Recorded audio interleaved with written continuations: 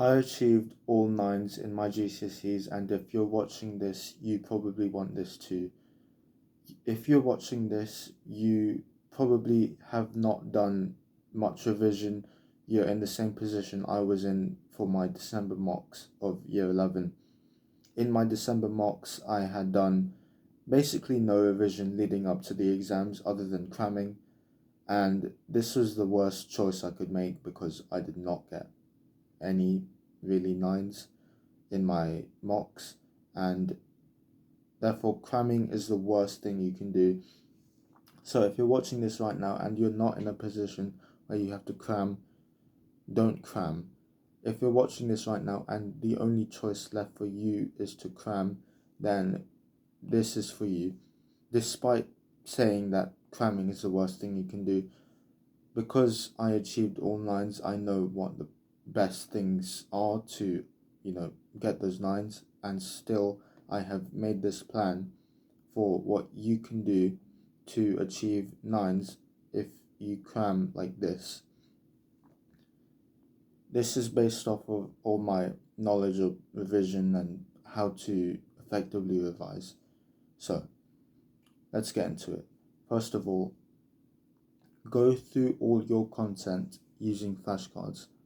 First thing you need to do for any exam is to know your content, and that means having all the knowledge of the syllabus of the curriculum, of all the facts and figures, all the formulas, everything you need to know in your head.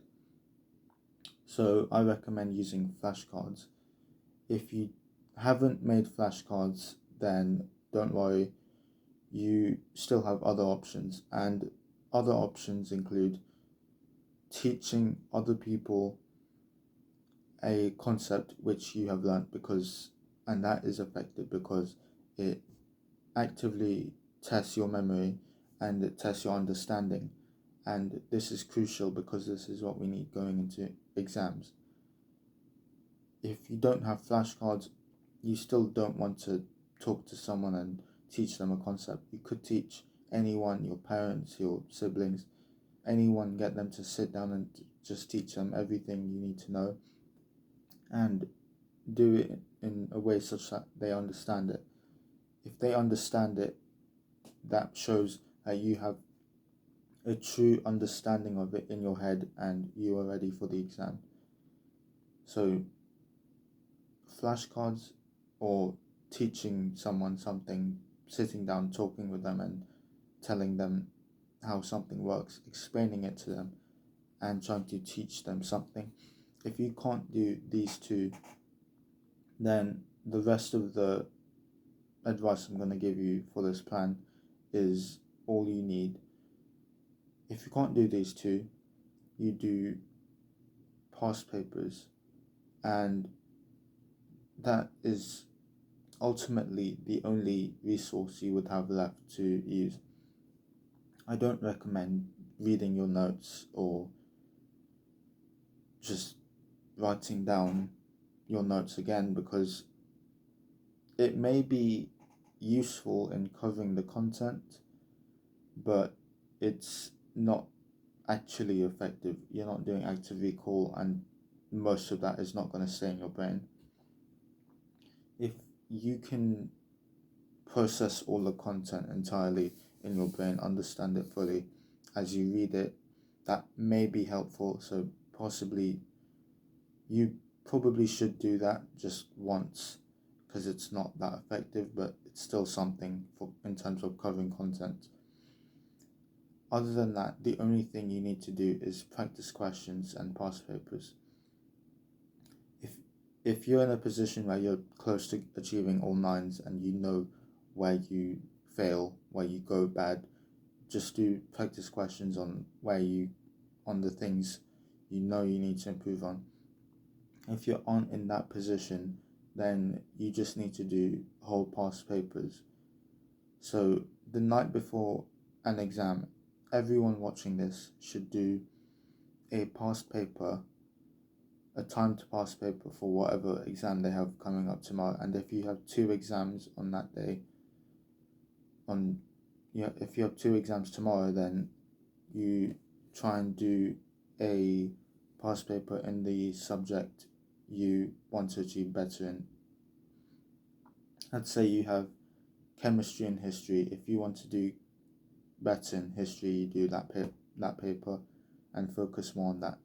If you want to do both in well, then do a past paper in the subject you are weaker in. So you do one past paper the night before, and crucially, you wake up the next morning and you wake up early, like 4:30, and do another past paper, because that makes you ready for what's coming in the exam. And I do not want you to sacrifice sleep. So do a past paper early, go to sleep early. And I'm not saying, I know some of you think 11 is early. 11 is not early.